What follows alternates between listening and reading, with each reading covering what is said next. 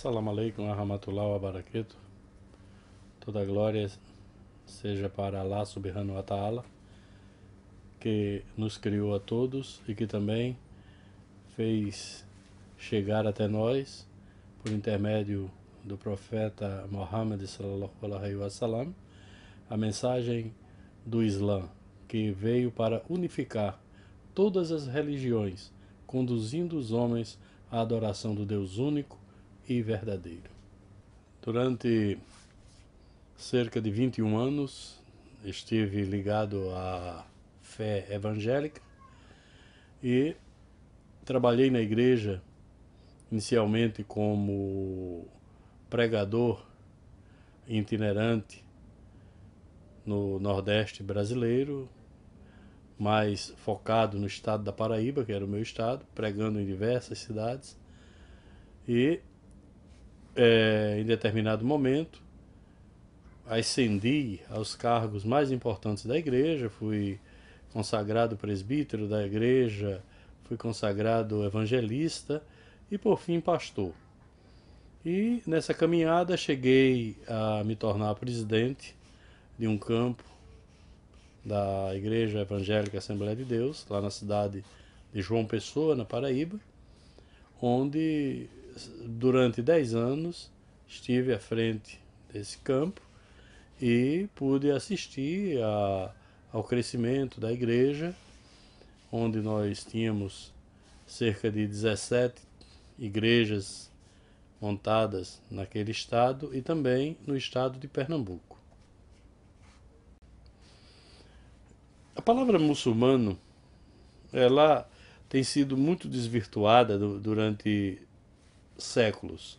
Mas ser muçulmano nada mais é do que demonstrar a crença no Deus único. E Jesus é muçulmano exatamente porque esta é a mensagem que ele traz e que está registrada nos evangelhos. Quando perguntam para Jesus a quem deveria o povo adorar, ele disse: adore a Deus. Ele chega a afirmar que ele foi enviado por Deus para a casa perdida dos filhos de Israel.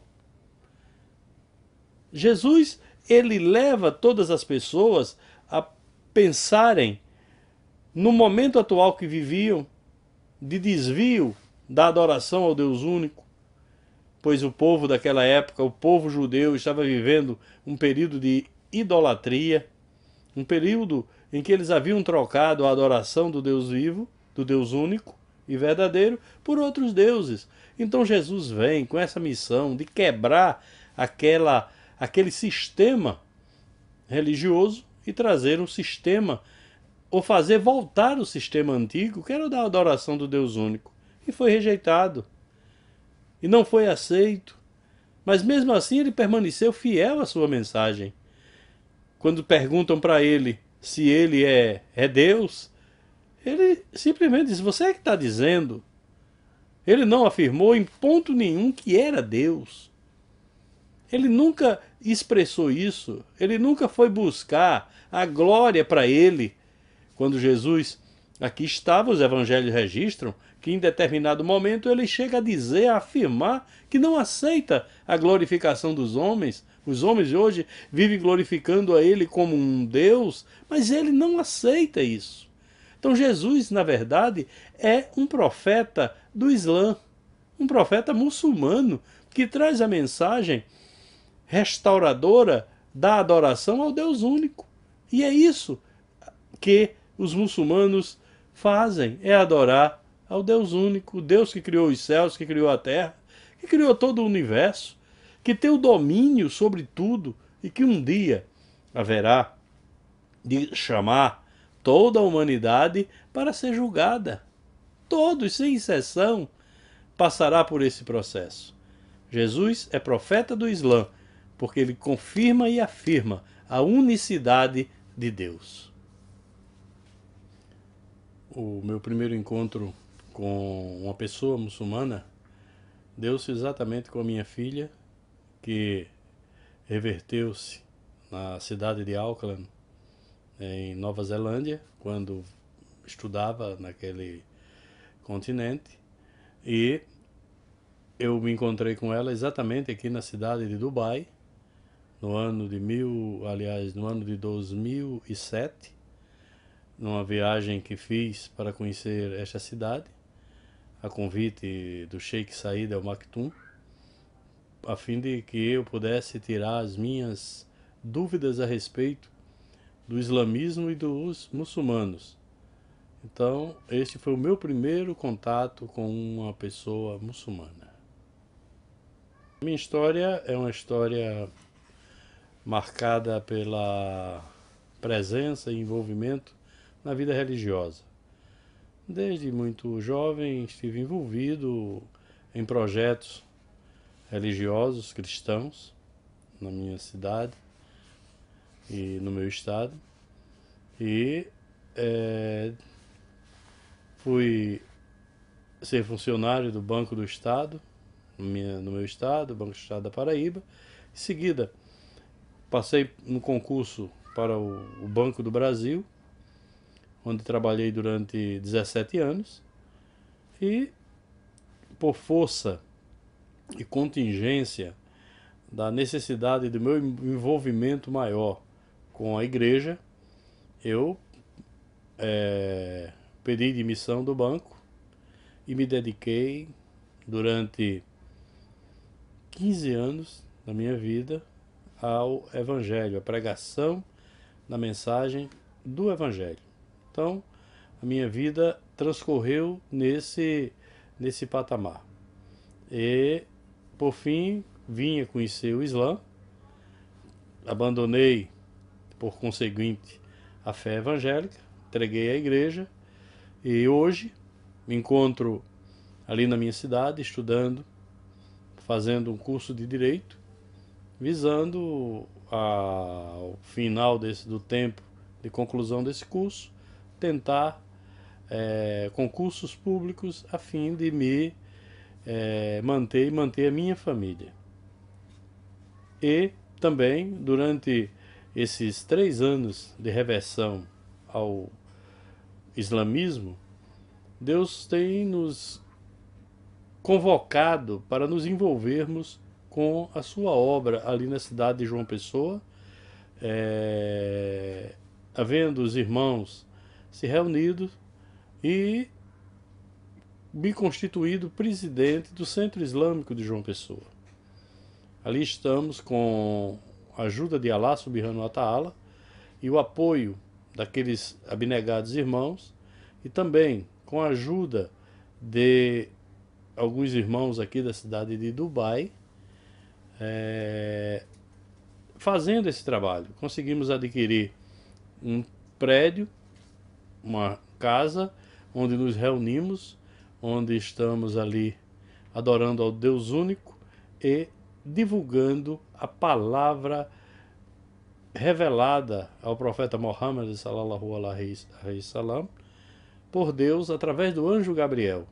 E estamos assistindo um crescimento, as pessoas estão se aproximando, estão perdendo o temor a respeito do que significa ser muçulmanos, e inshallah nós haveremos de um dia assistir um crescimento que nos dê a oportunidade de construirmos uma mesquita, a fim de que aquela obra possa se expandir e Allah seja glorificado na nossa cidade, no nosso estado da Paraíba, no Brasil. A Igreja Evangélica no Brasil, ela tem seus méritos. Ela tem realizado um trabalho de cunho evangelístico e social, na busca da recuperação das dívidas. Isso, sem nenhuma dúvida, a gente não pode negar.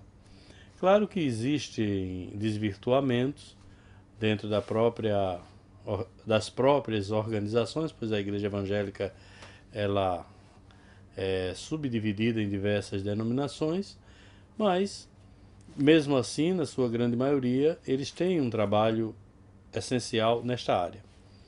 A Igreja Evangélica no Brasil, como em todo o mundo, tem esta perspectiva de fazer de Jesus Cristo, o profeta do Islã, um Deus.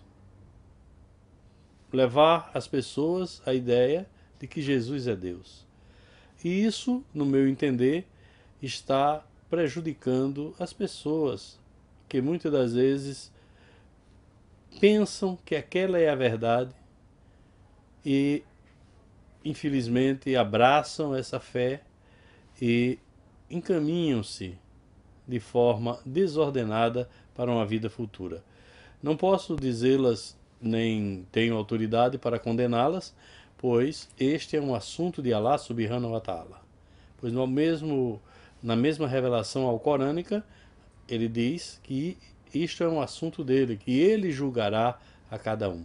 Mas eu espero que a plena revelação da verdade chegue ao conhecimento das lideranças e nós tenhamos no Brasil uma nação que adore a um Deus que é único, que não tem parceiros, que não gerou e que também nunca foi gerado. Do meu conhecimento no Brasil, 2 pastores que se reverteram ao Islã. Um é o pastor Ismail, que era pastor das Assembleias de Deus em Pernambuco, e hoje é um sheikh que trabalha na cidade de São Paulo, Sheikh Ismail. Também recentemente eu conheci um pastor, um ex-pastor lá na cidade de São Paulo, pastor Daniel, que se reverteu ao Islã há cerca de um ano e que hoje trabalha no Centro de Divulgação do Islã para a América Latina, o CEDIAL, lá na cidade de São Paulo, em São Bernardo do Campo. E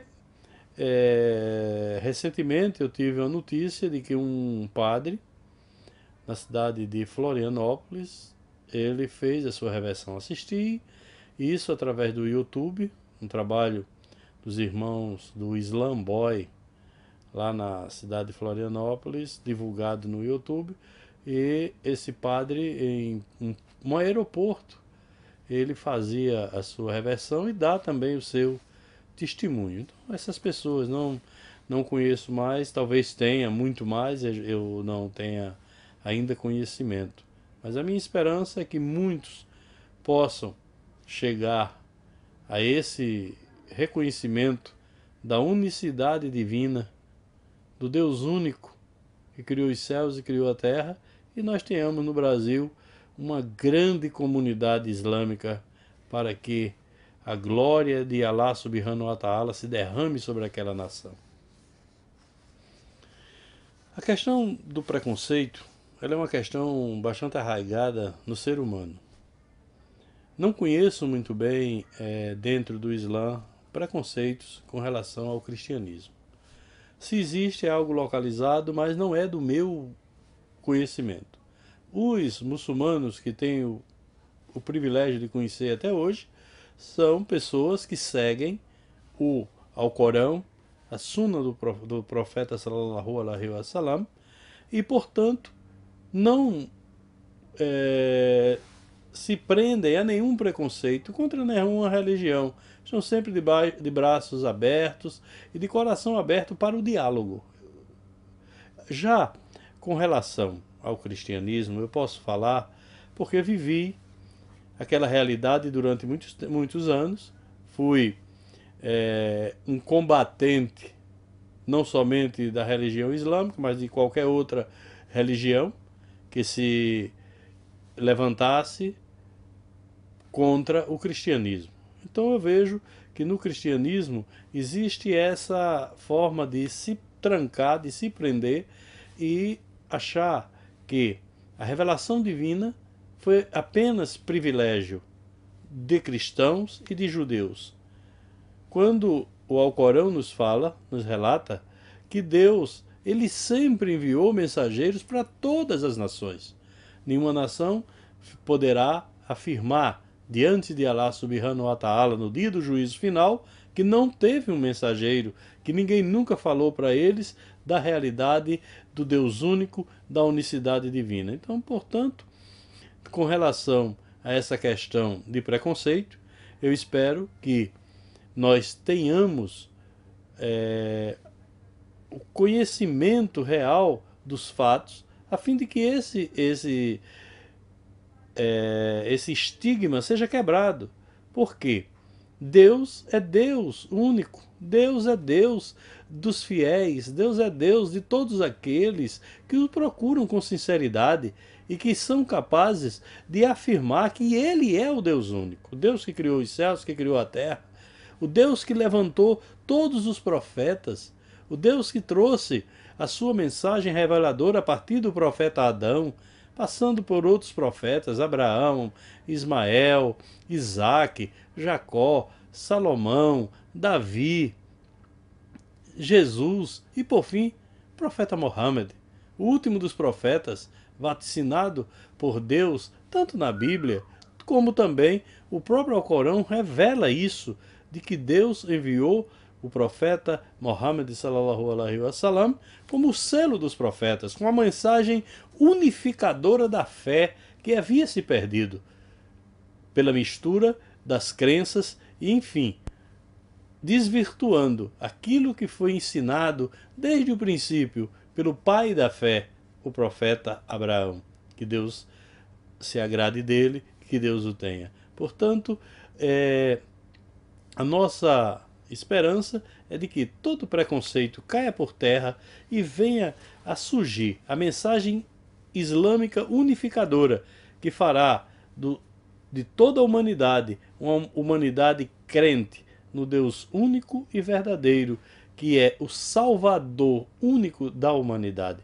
Esta é a mensagem que eu deixo com relação à questão do preconceito, pois o preconceito ele sempre é destruidor, ele não é obra de Deus para o crescimento e para a unificação. Então, se há de ambas as partes algum preconceito, que esse preconceito seja colocado de lado. Como disse, repito, não conheço preconceito do islamismo com relação ao cristianismo. O islamismo é aberto a todas as religiões, não para forçar, pois não há compulsão na religião. Ninguém é obrigado a se tornar muçulmano. Quem quer se tornar muçulmano, se torna muçulmano por livre e espontânea vontade.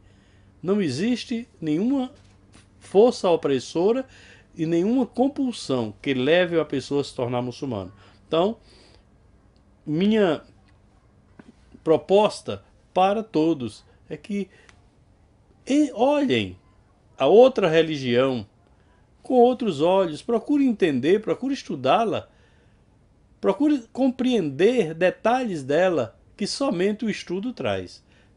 Portanto, meus diletos amigos e ouvintes, a minha esperança é verdadeiramente de poder, naquele grande dia, assistir à vitória do bem, a vitória de Alá e todos os seus escolhidos e reservados por ele para o paraíso, juntos, adentrando naquele dia festivo de comemoração universal da grandiosidade do Deus único, que une e que eleva o ser humano que ele criou com tanto amor. Que o povo brasileiro, que é um povo por excelência religioso, passe a ver no livro sagrado dos muçulmanos, o Alcorão, um livro revelado por Deus. Pois os muçulmanos têm na Bíblia Sagrada um livro revelado por Deus. Portanto, fazer essa objeção ao livro sagrado dos muçulmanos é fazer uma objeção a Deus. É querer dizer que Deus está sujeito a revelar apenas a quem as pessoas querem. E Deus revelou a sua vontade através dos seus profetas. Diversos livros que foram catalogados na Bíblia Sagrada, outros os homens não catalogaram. Nós conhecemos N livros que são considerados livros não revelados, mas que na verdade a gente tem pleno conhecimento da revelação deles. Foram livros que Deus levantou profetas para falar para um povo. E, portanto, não aceitar a revelação divina do Alcorão é não aceitar a soberania de Deus. O Alcorão Sagrado, é um livro que Deus revelou para os últimos tempos. E não entendam os brasileiros um livro revelado para os árabes, mas é um livro para toda a humanidade. É um livro que serve para modificar não somente uma estrutura religiosa, pois o Alcorão traz em si ensinos de vida diária, de todos os momentos, de cada um momento da nossa vida, pois nós não vivemos somente dentro das instituições religiosas, nós trabalhamos e o Alcorão fala de trabalho, nós nos divertimos, o Alcorão fala de diversão. O Alcorão é um livro completo, é um livro de vida, é um livro que nos ensina a como comprar, como vender, como agir em sociedade. Portanto, o Alcorão, sendo entendido pelo povo brasileiro como um livro revelado por Deus, com certeza adentrará em seus corações e mudará a estrutura nacional de fé e também em todos os âmbitos sociais. A minha palavra para os brasileiros, minha palavra para o povo da minha nação, é de que afastem todo e qualquer preconceito contra o livro dos muçulmanos, pois ele não é um livro temerário, não é um livro que pregue a destruição de ninguém, é um livro que conta histórias de fatos que aconteceram, mas é um livro que mostra que a paz deve ser sempre buscada, pois é na paz que a unidade das pessoas faz e traz progresso para toda a humanidade. Que Deus abençoe, que Allah, Subhanahu wa Ta'ala, abençoe a nação brasileira, que Allah se apiede de nós e nos conduza dia a dia a sua senda, a senda reta, a senda dos que ele agracia. O Alcorão é um livro altamente emocionante. Em diversos pontos, o Alcorão refere-se a passagens bíblicas. Em diversos pontos, o Alcorão traz realidades que estavam obscuras na revelação bíblica e traz esclarecimentos. Mas, como a pergunta me é feita a respeito de qual dos versos ou qual dos hadizes me mais emocionam, eu posso afirmar com toda convicção que, para mim, o verso ou a surata que mais me toca, pois ela me toca toda, por completa, é a surata Al-Fatiha. Eu vejo na surata da abertura, que não foi a primeira revelada ao profeta Muhammad sallallahu alaihi wasallam, mas foi colocada como a primeira, como uma revelação plena de todo o Alcorão. Ela mostra a unicidade de Deus. Ela mostra também como nós devemos viver. Mostra o processo do julgamento final. Mostra o nosso pedido a Deus para que nós não caminhemos nas mesmas direção dos insensatos, mas que Ele, o próprio Allah Subhanahu wa Ta'ala, nos guie à senda reta, a senda daqueles que Ele agracia.